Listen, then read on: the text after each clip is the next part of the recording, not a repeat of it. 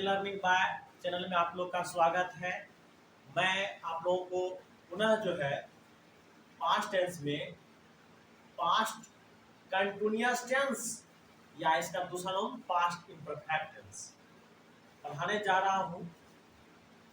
देखिए, अब जो है पास्ट कंटिन्यूअस टेंस और पास्ट इम्परफेक्ट टेंस दोनों जो है उसी का नाम होता है। ठीक, अब सबसे पहले आप ये ध्यान दीजिए कि इसमें क्या कह रहा है कि past imperfect tense, past continuous tense, इसको हम जान लेते हैं। सबसे पहले इसको क्या कहा जाता है और इसको किस तरह से जो है इनका डिफिनेशन होता है। सबसे पहले देखिएगा, ये जो देख रहे हैं आप बोर्ड के सामने जो लिखा हुआ है ना, वो कहता है कि जिस हिंदी से यह पता चलता है, मतलब जो हिंदी के सेंटेंस जो होते हैं, वाक्य जो होते हैं, इसी से हमें पता चलता है कि यह कौन सा टेंस से है ना। तो ये सब देखिए हम लिखा हुआ है, जिस हिंदी से यह पता चलता है कि काम भूतकाल में हो रहा था, है ना।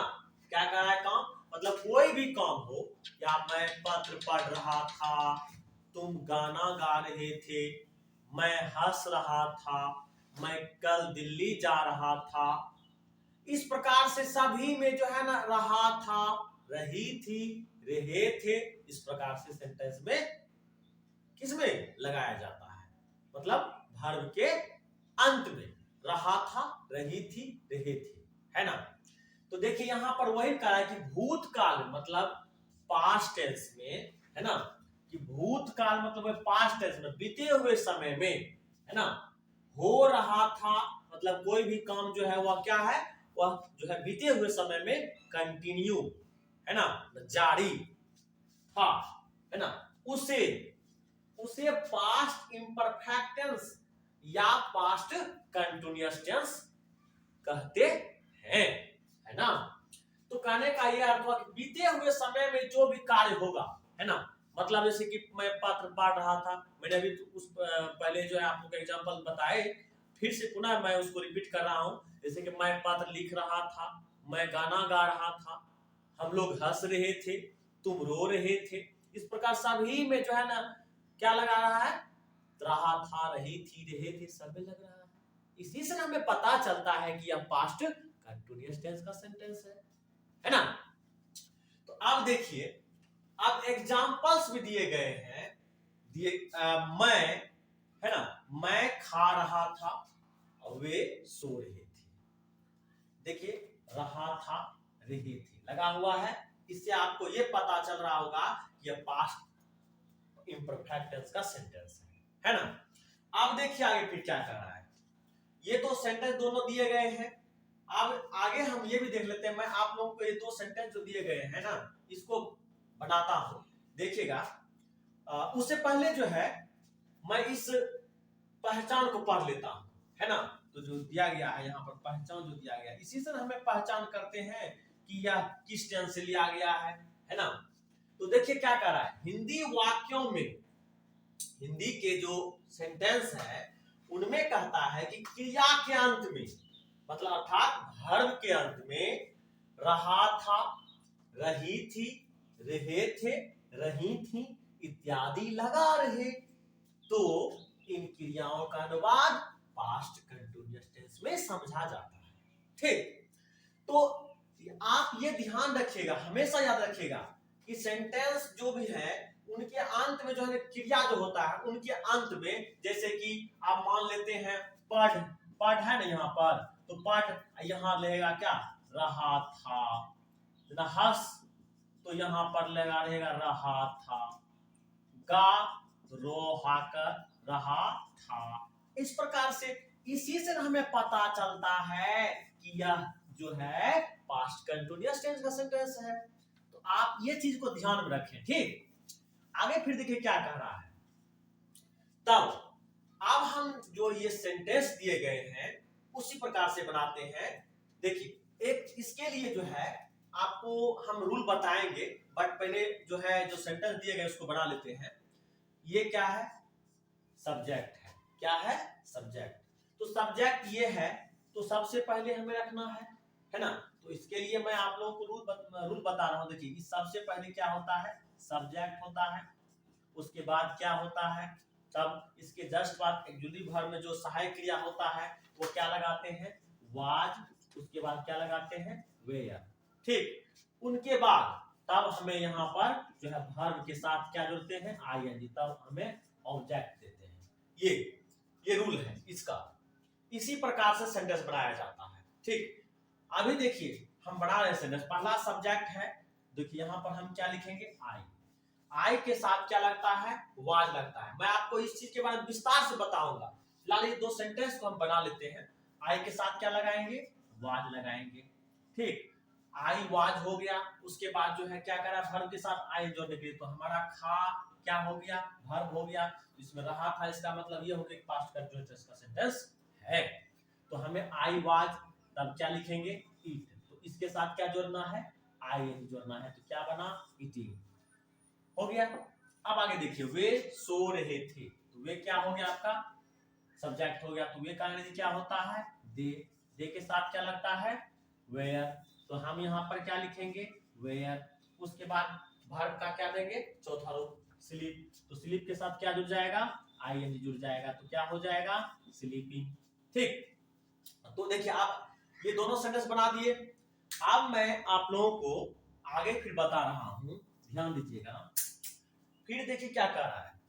अब आपको एक चीज हमेशा याद रखना है कि वाज और वेयर कहां कहां प्रयोग करना है। ठीक, तो सबसे पहले जो है आपको एक चीज याद रखना है कि फर्स्ट, सेकंड, थर्ड पर्सन तीन प्रकार का होता है। उसमें जो है एक होता है फर्स्ट पर्सन, दूसरा होता है सेकंड, तीसरा होता है थर्ड पर्सन। तो फर्स्ट पर्सन में क्या आता है, आई, और वो जो है आई, और उसके बाद जो है फर्स्ट पर्सन में भी आता है, लेकिन उनका जो है कॉलम अलग है। मतलब आई आ गया सिंगुलर में, और वी आ गया आपका प्लूरल में। तो हमें ध्यान देना है।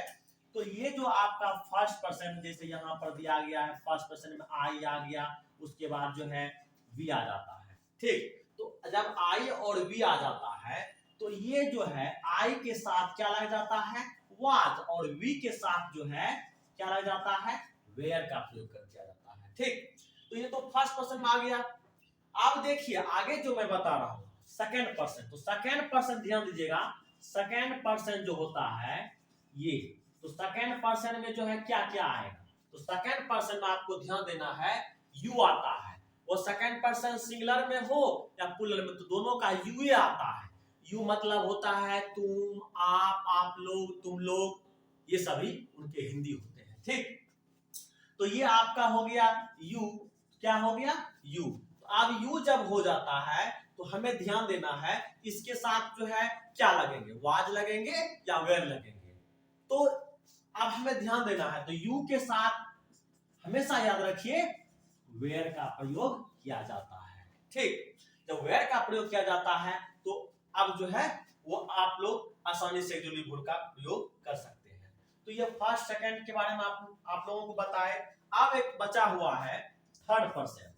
तो थर्ड पर्सन में क्या आएगा, थर्ड पर्सन में जो है आप लोगों को याद रखिएगा, थर्ड पर्सन में दुनिया का सब कुछ आ जाता है, नाउन जो भी आता है सब आ जाता है थर्ड पर्सन में। ठीक, तो थर्ड पर्सन में जो है सबसे पहले हम ध्यान देंगे, तो ये देखिए क्या कहता है थर्ड पर्सन में, ही, उसके बाद क्या आता है, सी, तब क्या आता है, ईट, उसके बाद क्या आता है ना। कोई व्यक्ति का नाम ले लेते हैं, राम ले लिए, तो आप नाम किसी भी व्यक्ति का ले सकते हैं, राम, सोहन, सीता, गीता, सुरेश, महेश, गणेश, जो भी लेना चाहते हैं ले सकते हैं। ये सभी थर्ड पर्सन में आता है। इसमें एक चीज और मैं बता रहा हूं, तो थर्ड पर्सन में जो ही, सी, ईट, राम, और उसके बाद जो है जैसे हम कोई कॉमन नाम ले लेते हैं, जैसे कि बॉय ले लिए, है ना। तो मान चलिए द बॉय ले लेते हैं, है ना। तो द बॉय या द गर्ल ले लेते हैं। ठीक, तो इस प्रकार से जो है सभी थर्ड पर्सन के सिंगुलर नंबर में आ जाता है, समझ गए। तो थर्ड पर्सन के सिंगुलर नंबर में जो आ जाता है, तो ही के साथ यहाँ पर क्या लगता है, वाज। ऐसे तो यहाँ पर पूरे अगर बात करेंगे तो सभी के साथ जो है ना वाज का ही प्रयोग किया जाता है। ठीक ना। ही के साथ भी वाज लगता है, सी के साथ भी वाज, इट के साथ भी वाज, राम के साथ भी वाज, द बॉय के साथ वाज, द गर्ल के साथ वाज का प्रयोग किया जाता है। ठीक, तो ये थर्ड पर्सन के सिंगुलर नंबर में ऐसा होता है। बट लेकिन थर्ड पर्सन के प्लूरल नंबर में क्या होता है वो भी मैं आप लोगों को बता रहा हूं। देखिए ये तो था सिंगुलर, अब आप लोगों को थर्ड पर्सन के प्लूरल नंबर के बारे में बता रहा हूं। तो यहां पर जो है दे दिया हुआ है, दे मतलब वे लोग, है ना। तो आप इसको जो है अगर राम है, इसको दो मतलब राम के साथ में एक दोस्त को भी जोड़ दीजिए, है ना। तो राम के साथ एक दोस्त को किसको जोड़िएगा, श्याम को जोड़ देते हैं, राम और श्याम। तो यहां पर हम लिखेंगे राम एंड श्याम। तो आप देखिए राम एंड श्याम दे दिए, तो राम एंड श्याम जब यहां पर दिया हुआ है, थोड़ा सा ध्यान दीजिएगा। तो राम एंड श्याम दो व्यक्ति जब आ जाती है तो इनके लिए हम क्या करते हैं, वेयर का प्रयोग करते हैं, और इनके लिए भी जो है वेयर का प्रयोग करते हैं। ठीक, अब ये द बॉय द गर्ल है, ध्यान दीजिएगा दोनों सिंगुलर नाउन है। ठीक, जब सिंगुलर नाउन होता है तो इनके साथ तो वाज लग गया है। अब इनके बाद जो अब इसको अगर हम प्लूरल में बना देते हैं, मतलब द बॉय द गर्ल को प्लूरल में कर देते हैं, तो हम क्या करेंगे, तब द बॉयज एस लग गया, इसके साथ जो है अब फिर दूसरा हो गया द गर्ल, इसके साथ एस लग गया। आप बताइए दोनों के साथ क्या कीजिएगा, तब इसके साथ आप क्या कीजिएगा, ये दोनों के साथ वेयर का प्रयोग कीजिएगा। ठीक, इस प्रकार से जो है ये हम आप लोगों को बताए एक्चुअली वर्ब कहां लगाना है ना। तो आप लोगों को इस चीज के बारे में तो पूरा जो है समझ में आ गए होंगे। ठीक है, आशा करते हैं कि आप लोग अच्छी तरीके से समझ गए होंगे। देखिए आगे फिर कह रहे हैं, मैं इसको मिटा देता हूं। ठीक, फिर मैं आप लोगों को पुनः जो है बता रहे हैं। ठीक, अब देखिएगा अभी जो मैंने आप लोगों को बताए एक्चुअली वर्ब के बारे में, अब जो है ये जो वर्ब फॉर्म होता है, वर्ब फॉर्म जो होता है वह हमेशा याद रखिएगा पास्ट कंटीन्यूअस टेंस में वर्ब का चौथा रूप होता है। क्या होता है, वर्ब का चौथा रूप। इसके साथ जो है जैसे कि 1 2 3 4 होता है और 5 भी होता है, ये भी दे देते हैं, है ना। तो आप देखिएगा ये 1 2 3 4 5 हो गया। तो एक वर्ब को ले लीजिए आप लोग। ठीक, तो वर्ब को ले लीजिएगा, जैसे कि हम ले लेते हैं, मान चलिए गो ले लीजिए, गो मतलब जाना हो गया। तो जब गो ले लेते हैं इसका दूसरा रूप क्या हो जाता है, वेंट हो जाता है, गो वेंट। इसका तीसरा रूप क्या हो जाता है, गॉन हो जाता है। इसका चौथा रूप क्या हो जाता है, गो, और इसके साथ आई एन जुड़ जाता है तो क्या बनता है, गोइंग बनता है। पांचवा रूप क्या होता है, ये गो होता है, इसके साथ ईयर जुड़ जाता है तो गोज बन जाता है। ठीक, तो ये इस प्रकार से अगर आप हर फॉर्म्स को भी याद रखेंगे तो आप सेंटेंस जो है आसानी से बना सकते हैं। लेकिन हाँ, उनके लिए सबसे पहले आपको हर 5 जो रूप होता है वर्ब का, ये भी आपको याद रखना होगा। ठीक, तो देखिएगा, तो ये आप लोगों को बताए अभी जो पास्ट कंटीन्यूअस टेंस जो बता रहे हैं उसमें किसका प्रयोग होगा, इसका भी तो नहीं होगा, वर्ब 2 भी नहीं होगा, वर्ब 3 भी नहीं होगा, वर्ब का चौथा रूप का प्रयोग होगा। ठीक ना, क्योंकि इसके साथ आई एन जी जोड़ा जाता है, इसीलिए इस चीज को हमें क्या करना है, वर्ब के साथ जोड़ना है। आप गो के जगह पर दे दिए, गो दे दिए, तो आप यहाँ पर आप जो भी वर्ब देते हैं उसके साथ जो है आई जोड़ दीजिए, हो गया बस। ये चीज मैं आप लोगों को बता दी, वर्ब का चौथा रूप लगाना है।